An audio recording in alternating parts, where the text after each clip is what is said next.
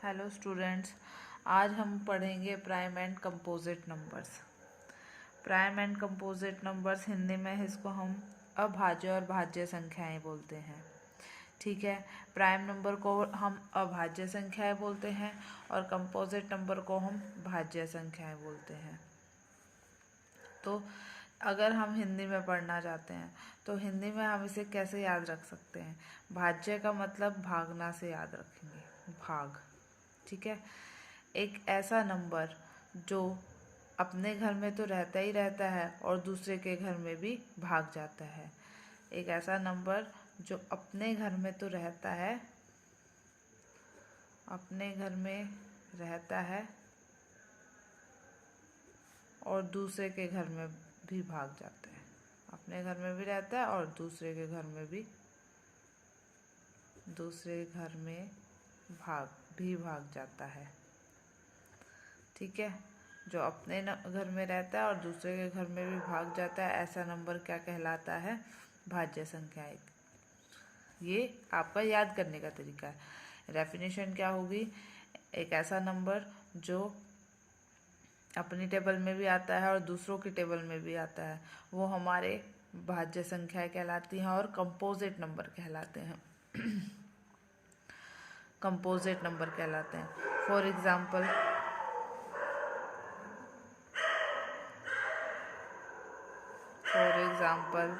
आपका हो गया 6, 9।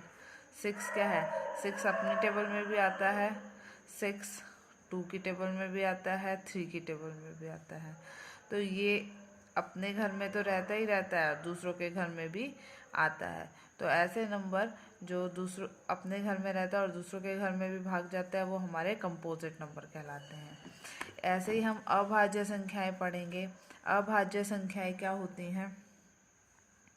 जो किसी के घर में नहीं जाती, अभाज्य, कहीं नहीं भागती, सिर्फ अपने घर में रहती हैं, सिर्फ अपने घर में रहती हैं, सिर्फ अपने घर में रहती हैं।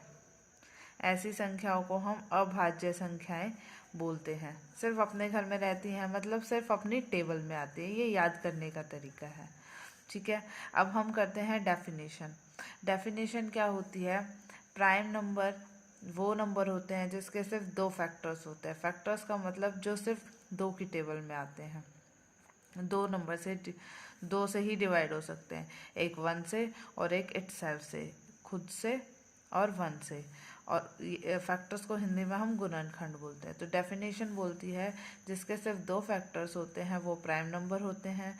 For example 2, 3, 5, 7 etcetera.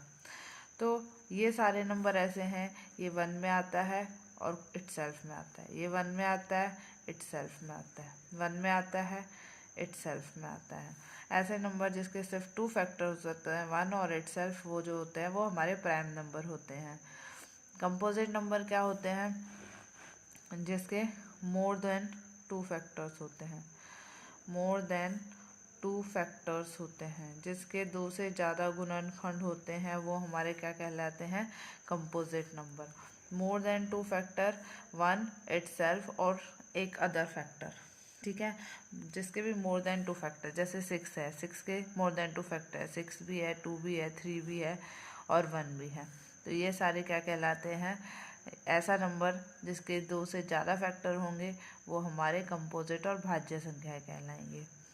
अब एक बात आती है, 1 जो होता है, 1 नंबर जो होता है वो ना तो नाइदर प्राइम होता है नोर कंपोजिट होता है, ना तो प्राइम होता है ना कंपोजिट नंबर होता है।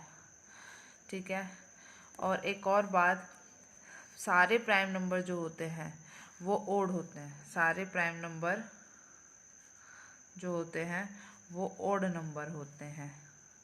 ठीक है, विषम संख्याएं होती हैं, बस एक को छोड़ के।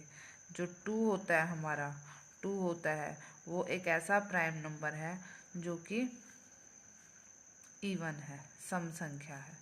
नहीं तो बाकी जितने भी प्राइम नंबर हैं हमारे सारे के सारे कैसे होते हैं? Odd number. Thank you. Share और सब्सक्राइब ज़रूर करें।